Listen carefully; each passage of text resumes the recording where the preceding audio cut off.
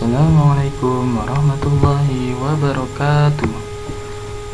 Alhamdulillah, kembali lagi bersama dengan Pak Ian dalam pembelajaran matematika, masih di bab 1 tentang pecahan. Kali ini kita akan membahas di halaman 17 sampai halaman 24. Silakan dibuka bukunya, yaitu tentang pembulatan dan penaksiran pecahan. Nah, kemarin kalian sudah tahu ya, berbagai macam pecahan, ada pecahan biasa, pecahan campuran, dan juga desimal serta persen. Nah, kali ini kita akan belajar untuk membulatkan pecahan biasa dan juga campuran ya. Oke, yang pertama, pembulatan pecahan biasa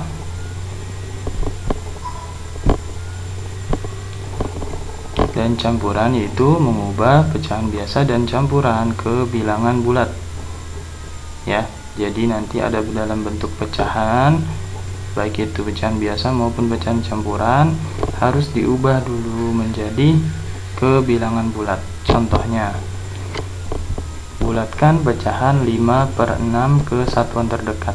Nah, ini kan termasuk pecahan biasa, maka harus dijadikan bilangan bulat. Bilangan bulat itu ada positif dan ada negatif. Kalau ini sudah pasti positif, maka dibulatkan harus menjadi 1, 2, 3 dan seterusnya ya.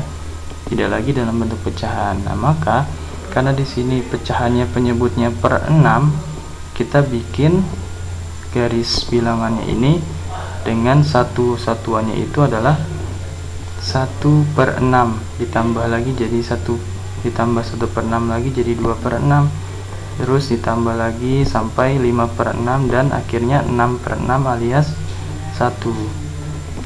Nah, maka kita cek deh, 5/6 ini letaknya terletak lebih dekat dengan 0 atau lebih dekat dengan 1, karena kedua angka ini 0 dan 1 ini adalah bilangan bulat. Nah, ternyata 5/6 ini lebih dekat dengan 1, maka kita bulatkan menjadi 1 gitu ya. Oke. Nah, pembulatan pecahan desimal ada aturannya, yaitu yang pertama, kalau misalkan kita dibulatkan ke satuan terdekat ya, maka nanti kita harus perhatikan persepuluhannya. Apa itu persepuluhan? Kemarin kita sudah pelajari, yaitu angka yang di belakang koma, angka yang tepat di belakang koma ya. Jika kurang dari 5, maka bulatkannya ke bawah. Jika lebih dari 5 atau sama dengan 5, maka bulatkannya ke atas. Nah, yang kedua yaitu persepuluhan terdekat. Nah, kalau persepuluhan, yang kita perhatikan adalah angka di belakang persepuluhannya, yaitu perseratusannya. Jika kurang dari 5, bulatkannya ke bawah. Jika lebih dari 5 atau sama dengan 5, maka bulatkannya ke atas. Nah, contohnya ini, bulatkan 3,74. Nah, kita lihat, kalau dibulatkan ke satuan terdekat, maka satuannya ini adalah angka 3 ya. Nah, kita bulatkan menjadi 4 atau menjadi 2, bisa naik atau bisa turun. Maka yang kita lihat adalah angka persepuluhannya, yaitu angka 7. Nah, ini adalah persepuluhan tepat di belakang koma ya. Nah, 7 ini lebih dari 5 atau kurang dari 5? Ternyata 7 ini adalah lebih dari 5, maka bulatkannya ke atas ya, sehingga angka di depannya ini, satuannya ini dibulatkan menjadi 4. Tadinya 3, naik ke atas jadi 4. Nah, sedangkan kalau dibulatkan ke persepuluhan terdekat, maka yang dicek adalah perseratusannya, yaitu angka 4 ini. 4 ini adalah perseratusan. Nah, karena 4 ini kurang dari 5, maka bulatkannya ini ke bawah ya, sehingga nanti yang berubah itu adalah persepuluhannya. Karena ini di bawah ya, karena ini kurang dari 5, maka dibulatkannya ke bawah, jadi 3,7 bukan 3,8 gitu ya. Selanjutnya pembulatan persen. Pembulatan persen dapat dilakukan ke puluhan terdekat. Caranya dengan melihat angka satuannya. Jika angka satuan lebih dari atau sama dengan 5, maka bulatkannya ke atas. Jika angka satuan kurang dari 5, maka bulatkannya ke bawah. Sama ya aturannya. Tinggal aplikasinya kita lihat. Contoh 18%. Nah, yang dilihat adalah angka satuannya. Satuannya ini adalah angka 8. Angka 8 itu lebih besar dari 5. Maka dibulatkannya menjadi puluhan ya. Tadinya 18, maka dibulatkannya menjadi 20%. Selanjutnya 73% dibulatkan menjadi, lihat angka satuannya 3. Karena ini 3 kurang dari 5 atau lebih kecil dari 5, maka dibulatkannya ke bawah sehingga tidak menjadi 80 tapi menjadi 70%. Nah, selanjutnya lagi 45%. Angka satuannya 5. Tadi peraturannya kalau 5 atau lebih maka dibulatkannya ke atas sehingga menjadi 50% gitu ya. Oke, selanjutnya tentang penaksiran. Nah, kalau tadi pembulatan, sekarang menaksirkan. Biasanya kalau pembulatan itu lebih kepada satu satuan saja, satu pecahan biasa, pecahan campuran atau persentase. Nah, kalau ini menaksirkan biasanya langsung dalam operasi hitung ya. Jadi nanti ada penjumlahan, ada pengurangan, ada perkalian, ada pembagian. Oke, kita cek contohnya. 2 1/10 ditambah 5 8/9 sama dengan, kalau kita hitung biasa ya seperti penjumlahan biasa, tapi di sini simbolnya harus seperti ini ya. Ya, ini ekuivalen atau bisa ditaksir. Nah, taksirnya bagaimana? Baru dari penaksiran penjumlahan ini kita gunakan pembulatan yang tadi kita pelajari yang barusan, yaitu satu satuannya ini, pecahannya ini kita bulatkan dulu masing-masing. 2 1/10. Nah, dilihat 1/10 berarti kita harus bikin tuh ya garis bilangan yang total garisnya itu ada 10, yaitu 1/10, 2/10, 3/10 ya, 4/10 dan seterusnya. Nah, 1/10 ini lebih dekatnya dengan 0 ya, atau dengan 1 ya, atau dengan 10/10, tapi lebih dekat dengan 0 ya, atau 0/10, maka dibulatkannya ke bawah ya, karena lebih dekat ke kiri, jadi 2. Kita lihat, nah ini dibulatkannya 2. Sedangkan ini 58/9, kita cek 8/9 ini dibulatkan lebih dekat kepada 9/9 atau 1/9 atau 0/9.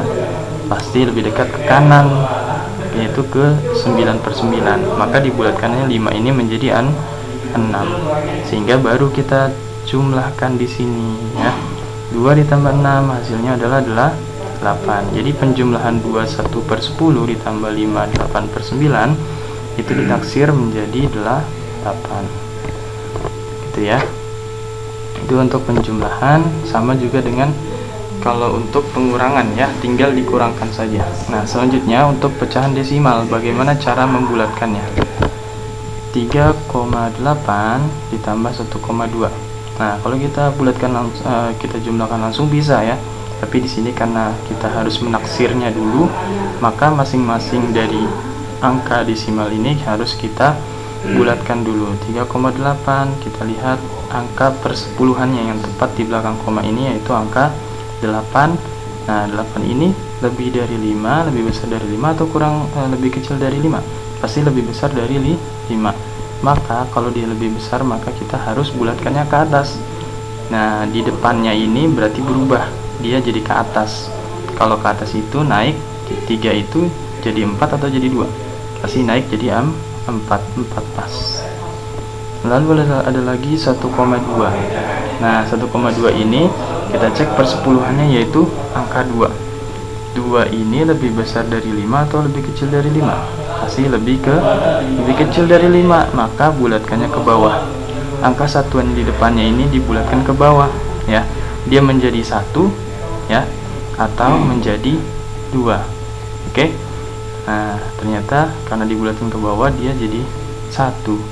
Kalau ini dibulatkan ke bawah jadi 3. Tapi tidak ya, tadi ini naik jadi 4, sedangkan ini turun jadi 1. 4 tambah 1 sama dengan 5. Itu hasilnya 5 ya. Itu untuk desimal. Yang terakhir untuk persen. Nah, persen kita cek dulu. Gunakan garis bilangan ya untuk menaksirkan dalam persen. 0 itu disebut dengan 0%. 1/4 kemarin kita sudah bisa mengubah pecahan menjadi persen ya, dengan cara penyebutnya itu harus dikalikan sehingga menjadi 100, yaitu dikali 25. 4 dikali 25 jadi 100, maka atasnya juga harus dikali 25. 25 dikali 1 hasilnya 25. 25/100 atau 25%. Setengah itu sama aja dengan 50%. 3/4 sama juga dengan 75%, dan 1 itu adalah 100%, karena 100/100 hasilnya 1 gitu ya. Taksirlah 52% dari 795. Nah, karena ini bentuknya 52% dari, maka operasi bilangannya itu adalah perkalian. Nah, kalau perkalian maka kita harus bulatkan dulu satu-satu ya. 52%, kita cek angka 2 nya ini satuannya ternyata lebih dekat dengan 0 karena dia lebih kecil dari 5. 2 lebih kecil dari 5, maka dibulatkannya ke bawah. 52 jadi 50, bukan jadi 60 ya, jadi 50%. 795 kita cek, karena ini harus dibulatkan menjadi ratusan, maka dia lebih dekat dengan 800 atau 700. Pasti lebih dekat dengan 800. Nah, 50% dari 800 sama aja juga dengan setengahnya dari 800, yaitu 800 dibagi 2 sama dengan 400.